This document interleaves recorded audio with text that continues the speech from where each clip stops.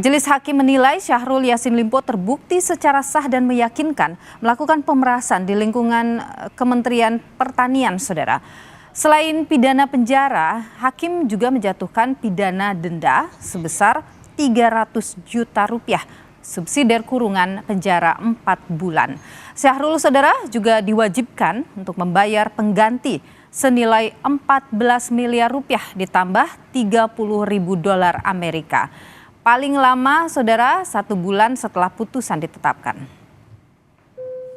Ya, mohon maaf atas keterlambatan sidang untuk rekan-rekan wartawan dan menjatuhkan pidana terhadap terdakwa Syahrul Yassin Limpo. Oleh karena itu, dengan pidana penjara selama 10 tahun dan denda sejumlah 300 juta rupiah, menghukum terdakwa Syahrul Yassin Limpo untuk membayar uang pengganti sejumlah 14 miliar 147.144.786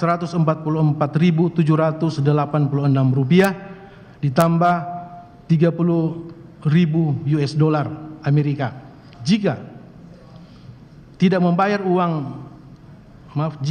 membayar, maka harta bendanya disita dan dilelang oleh jaksa untuk menutupi uang pengganti tersebut dengan ketentuan apabila terpidana tidak mempunyai harta benda yang mencukupi, maka dipidana dengan pidana penjara selama 2 tahun.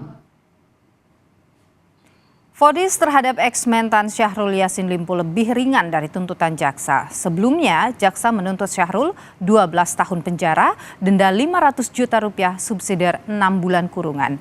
Sedangkan vonis yang diterima adalah 10 tahun penjara dan denda 300 juta rupiah, subsidiar 4 bulan kurungan. Soal kewajiban uang pengganti, putusan hakim juga lebih rendah dari tuntutan jaksa. Sebelumnya, jaksa menuntut uang pengganti sebesar 44 miliar rupiah dan 30.000 dolar Amerika Serikat. Sedangkan putusan hakim turun sebesar 14 miliar rupiah, namun tetap dengan 30.000 dolar Amerika Serikat. Dalam pertimbangannya, Saudara, Majelis Hakim ini menyebut bahwa hal yang memberatkan Syahrul Yassin Limpo diantaranya kerap berbelit-belit dalam memberi keterangan dan tidak memberi teladan sebagai pejabat publik. Sementara Hakim menilai kontribusi dalam penanganan krisis pangan saat pandemi COVID-19 sebagai salah satu hal meringankan Syahrul Yassin Limpo.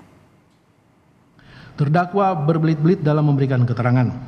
2. Terdakwa selaku penyelenggara negara, yaitu sebagai Menteri Pertanian Republik Indonesia, tidak memberikan teladan yang baik sebagai pejabat publik. 3. Terdakwa tidak mendukung program pemerintah dalam pemberantasan tindak pidana korupsi, kolusi, dan nepotisme. 4. Terdakwa dan keluarga terdakwa serta kolega terdakwa telah menikmati hasil tindak pidana korupsi. Hal yang meringankan, terdakwa telah berusia lanjut, kurang lebih berumur 69 tahun. Terdakwa belum pernah dihukum.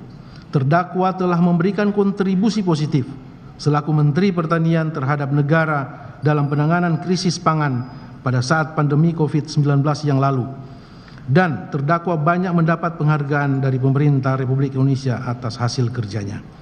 Terdakwa dan keluarga terdakwa telah mengembalikan sebagian uang dan barang dari hasil tindak pidana korupsi yang dilakukan oleh terdakwa. Syahrul Yassin Limpo, Saudara, mengaku menghargai putusan hakim yang memvonis dirinya 10 tahun penjara. Namun Syahrul membantah menikmati uang hasil korupsi. Syahrul mengklaim tak pernah menerima sejumlah uang yang dituduhkan. Syahrul pun menyebut kasus yang menjeratnya bukanlah proyek atau izin impor yang lebih berpotensi besar untuk dikorupsi. Soal vonis yang diterimanya, Syahrul masih mempertimbangkan langkah-langkah hukum selanjutnya. Saya tidak pernah menerima atau megang uang yang dituduhkan untuk saya bayar sendiri. Uang ini orang lain yang bayar dan berproses sesuai SOP yang ada. Saya ingatkan, ini bukan proyek, ini bukan rekomendasi dan izin impor yang ratusan triliun. Kalau saya mau korupsi, ini bukan. Yang ditarik adalah skincare, yang ditarik adalah pembelian parfum dan lain-lain. Saudara, sidang vonis SYL yang berlangsung siang tadi diwarnai aksi pemukulan terhadap jurnalis Kompas TV yang sedang meliput jalannya sidang. Terkait ini, Ketua Umum EJTI Pusat Heri Kurniawan ini mengecam peristiwa ini dan meminta pelaku diproses hukum. Menurut Herik, aksi tersebut merupakan bagian dari ancaman terhadap wartawan dalam menjalankan tugas jurnalistik. IJTI menyebut hal ini juga merupakan ancaman terhadap kemerdekaan pers. IJTI menuntut pelaku pemukulan segera ditangkap dan diproses hukum. Sebelumnya, saudara, pada sidang vonis ex-Menteri Pertanian Syahrul Yassin Limpo, sejumlah oknum melakukan kekerasan terhadap awak media yang sedang meliput. Mengutuk aksi-aksi yang kekerasan terhadap jurnalis, dan kita mendesak aparat untuk kemudian mengambil tindakan yang tegas. Untuk itu, IJTI akan mengawal sampai tuntas, sampai pelaku-pelaku tersebut diseret dan diambil tindakan secara hukum.